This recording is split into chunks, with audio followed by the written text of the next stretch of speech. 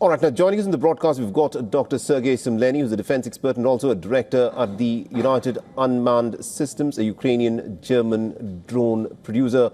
Mr. Simleny, thank you very much indeed for joining us here on WION. The fact that drones account for nearly 60 to 70% of all deaths that have been inflicted on the battlefield, why do you think this is happening, and why is there so much reliance on drones in fighting modern wars? Yes, thank you for having invited me today. Indeed, drones on the Ukrainian side, we have the statistics, cause up to 70% of Russian losses along the front line. And that looks to be like the most efficient Ukrainian weapon which Ukraine has now. And the answer is very easy. Drones have been developed as a substitute weapon while Ukraine was deprived of high-precision artillery ammunition and couldn't use Air Force, was deprived of cruise missiles and other long-range missiles. So Ukraine had to jump into the niche which was opened to ad hoc and workhouse-like production. And it were FPV drones. FPV drones now control so-called a kill zone, like death zone of depth of about 5 kilometers along the front line, like 2.5 kilometers each side. And you cannot be there without a risk of being killed with almost 100% chance within several minutes. Anything, a human body like a soldier or a vehicle, a tank or an IFV or a buggy will be destroyed there. That is the weapon which currently controls the front line along the front line on both Ukrainian and Russian side. Interesting. Now, earlier, by 2018, 2019, it was suggested that drones is something that, poorer nations who cannot afford a full-fledged air force will use as in some kind of a projection of air power on economy. But that has completely changed because we see drones being deployed in the Russia-Ukraine war. The Americans are laying such an enormous amount of emphasis on drones. The Israelis also lay an enormous amount of emphasis on drones. And even in the Iran-Israel war, the drones have played such an enormous sort of a role in terms of taking out the air defense systems. Why do you think drones at this moment have emerged such a crucial factor where they can effectively decide as to who ends up winning?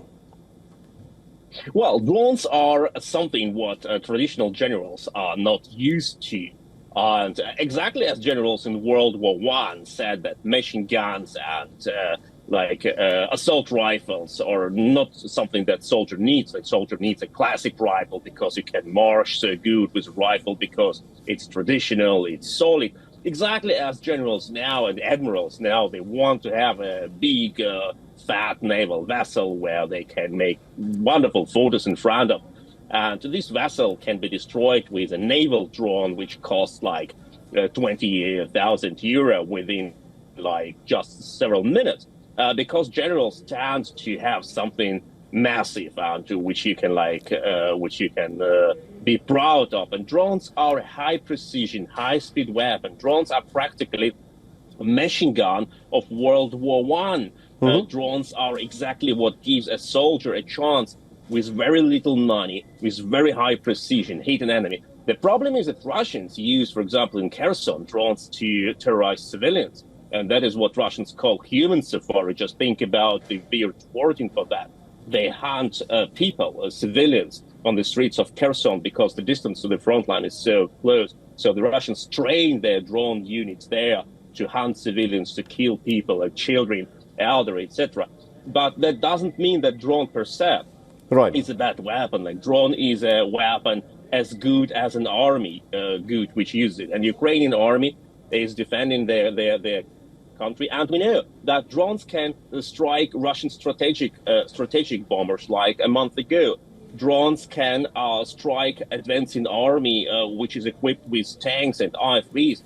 Drones are not a super weapon which can solve any problem, but drones increase massively firepower of units like platoon, battalion. Right. My final question to you, Dr. Simleny, is this. At this moment, there are 61 state-based conflicts across the world.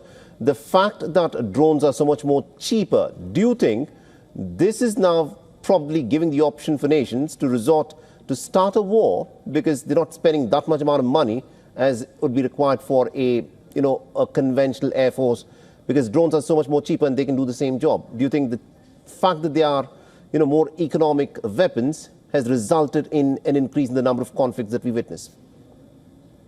Well, that is the question we all ask, like, what happens if everyone has a Kalashnikov assault rifle, right?